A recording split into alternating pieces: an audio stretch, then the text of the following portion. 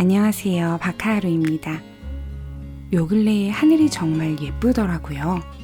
해가 쨍쨍한 파란 하늘도 예쁘고 해진 밤하늘의 그 청명한 모습도 모두 자연이 주는 선물 같아요.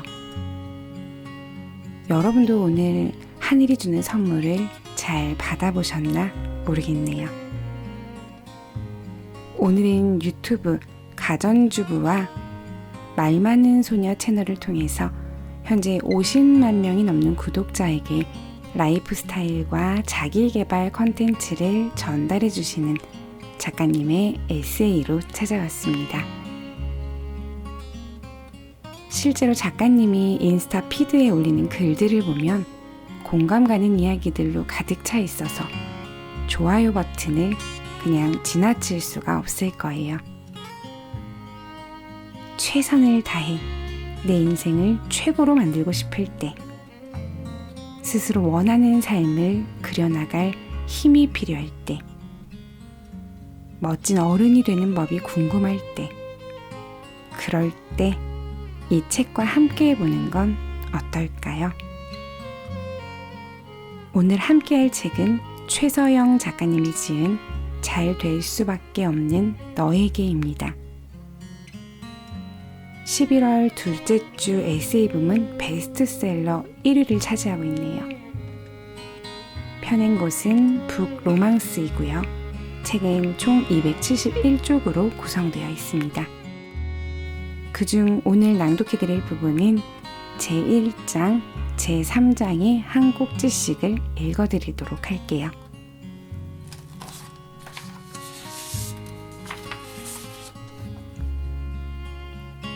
내 인생을 바꾸기로 결심하다.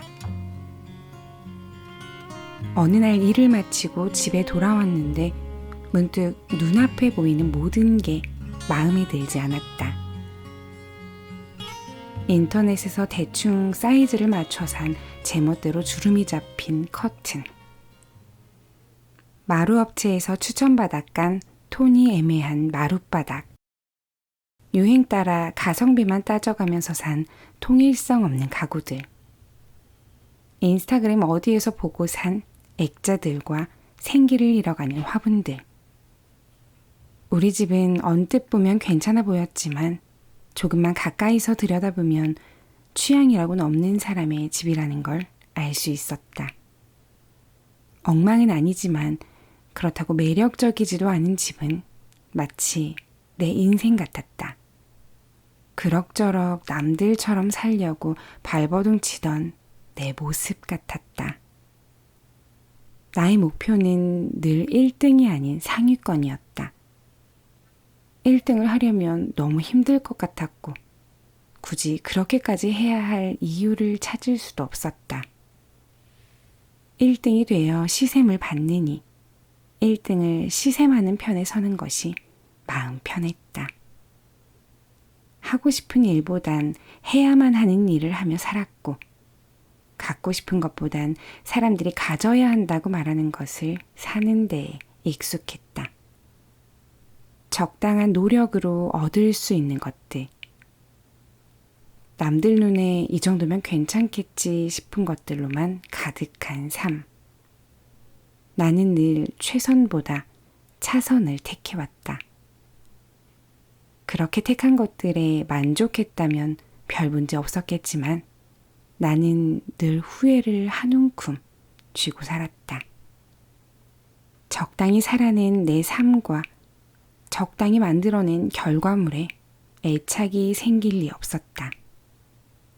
품이 들더라도 커튼 원단부터 사이즈까지 내 마음에 드는 대로 꼼꼼하게 결정했다면 어땠을까? 예전부터 눈여겨봐왔지만 나한테 과분한 것 같아서 마음을 접어버렸던 가구를 큰맘 먹고 샀다면 어땠을까? 그랬다면 적어도 일을 마치고 돌아온 텅 빈 집에서 내가 도대체 뭘 하며 살아온 건지 헤매는 기분은 느끼지 않았을지 모른다. 그때까지 나는 세상의 오만 것에 귀를 기울이면서도 정작 자신의 목소리에 귀 기울이지 못했다. 내 형편에, 내 나이에, 내 체면에 라는 핑계를 대며 그저 남들만큼 사는 것만이 유일한 목표였기 때문에 행복 앞에 당당할 수 없었다. 그날 오후 집에 어울리지도 않는 시든 화분을 쓰레기통에 쏟아버리면서 결심했다. 조금 어렵더라도 최선을 택해보자고. 내 삶에 욕심을 내보자고. 나에게 관심을 갖고 나를 공부하고 내 욕심에 솔직해져 보자고. 내 삶을 내 식대로 만들어 가자고. 세상이 욕심내도 된다고 하는 것들에만 몰두하느라 진짜 자기가 원하는 걸 단 한 번도 들여다보지 못하는 사람이 되지 말자고. 그렇게 결심하고 나서 내 가장 큰 관심사는 나 자신이 되었다. 진짜 나를 알아가기로 작정한 다음부터는 내 인생은 많은 것이 바뀌었다. 욕심 없고 여유 있는 척 사는 대신 열심히 사는 게 재미있다고 당당히 말할 수 있게 되었다. 다소 과분해 보이는 것도 욕심낼 용기가 생겼다. 타인의 칭찬에 운이 좋았어 대신 내가 정말 열심히 한 거야 라고 말할 수 있게 되었다. 나는 더 이상 백조처럼 우아하게 떠다니기 위해 수면 아래서 열심히 발을 구르는 걸 부끄러워하지 않게 되었다. 왜냐하면 그게 진짜 내가 원하는 삶이니까. 다른 사람은 속여도 나 스스로를 속일 수는 없다.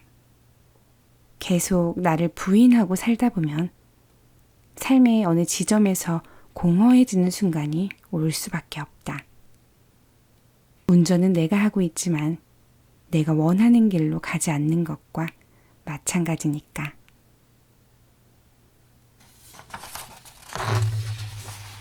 불쌍한 사람이 되지 마세요. 나는 내가 자주 가여웠다. 어제는 좋은 날씨에 열심히 일만 하고 있는 내 자신이 가엾고, 오늘은 이렇게 열심히 사는 나를 오해하는 남들 때문에 내가 가여웠다. 어디서부터 시작되는지 모를 뿌리 깊은 자기 연민으로 나는 더욱 괴로웠다. 그러다 보니 언제부턴가 나는 불쌍한 입장에 자주 처했다. 자기 연민은 만성이 되어 어느새 나의 일부분이 되었다.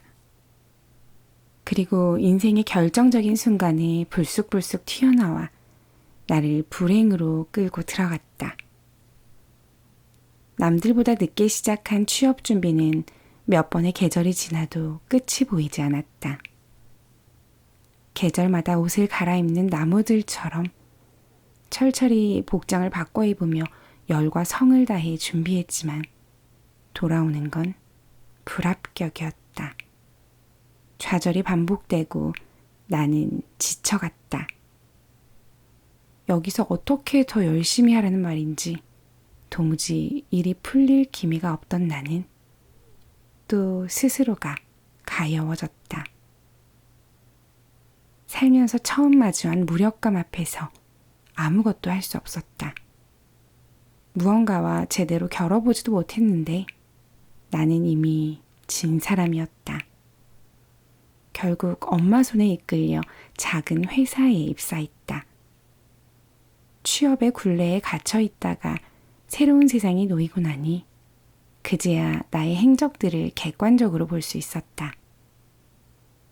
취업이 안 된 것은 내 잘못이 아니었다.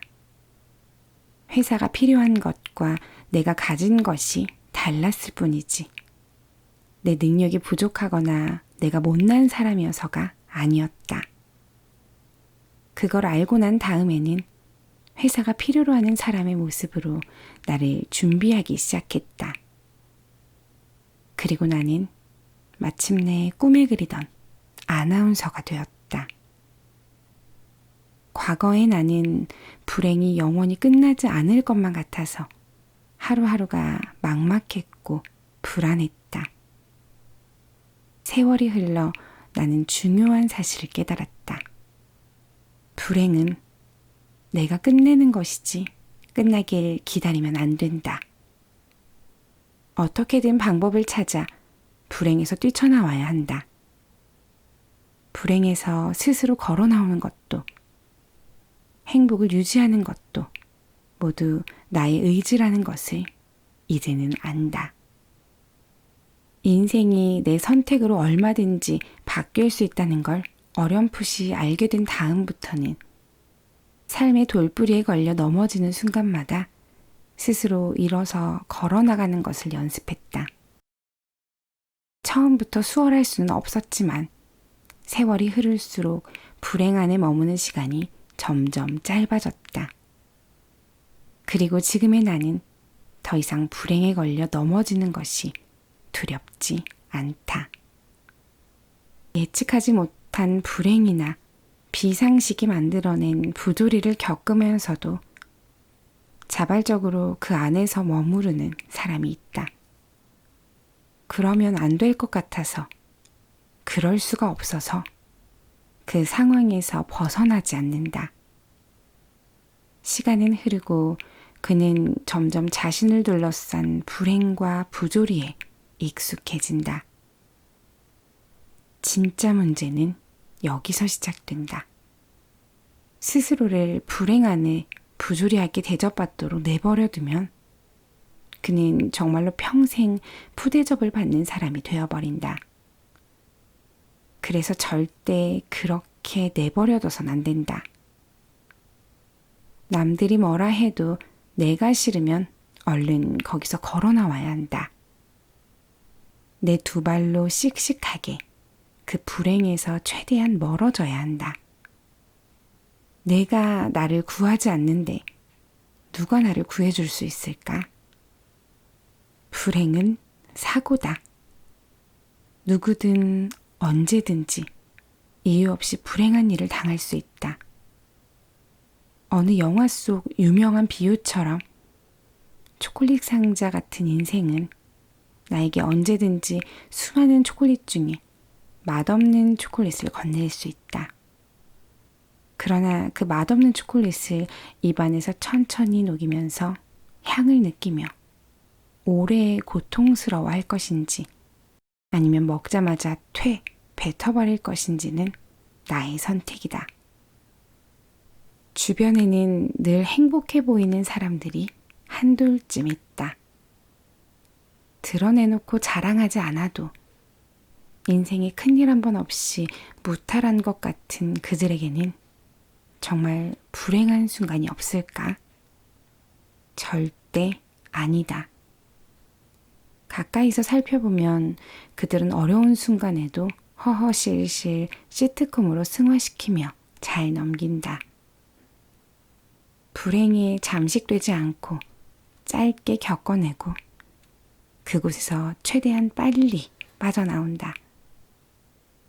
맛없는 초콜릿을 입에 넣었다면 뱉어버리고 언제 그랬냐는 듯 해맑게 맛있는 초콜릿을 직접 찾아 나선다. 절대 누군가가 그들의 삶을 구제해주길 기대하지 않는다.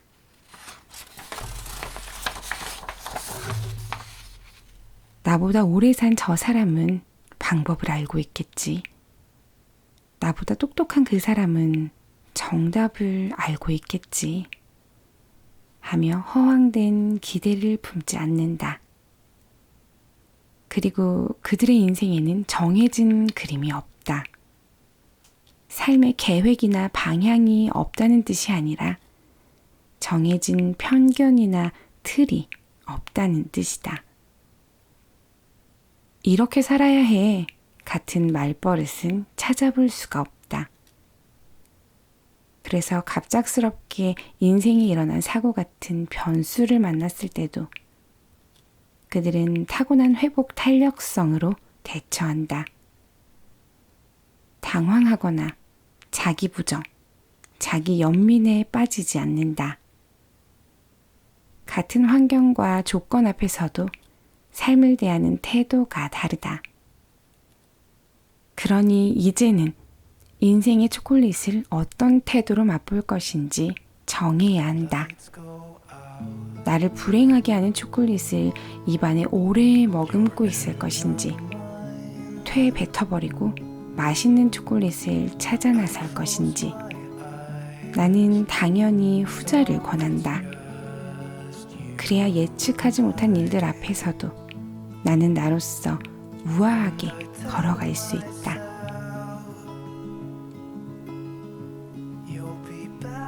모든 성장에는 통증이 따른다고 해요. 힘들지 않으면 잘 해낼 수도 없고요. 지금의 방황이 성장통이라 생각하고 잘 이겨내보는 하루가 되시길 바랄게요. 날이 많이 추워지고 있죠? 감기 조심하시고 오늘도 따뜻한 밤 보내세요. 초보 유튜버 박하루에게 구독과 좋아요, 댓글은 영상 제작에 큰 힘이 됩니다. Where are you now? I hope you're fine, but I won't lie, I still miss you so much, but I don't hold grudge. You had to go. I will save you a space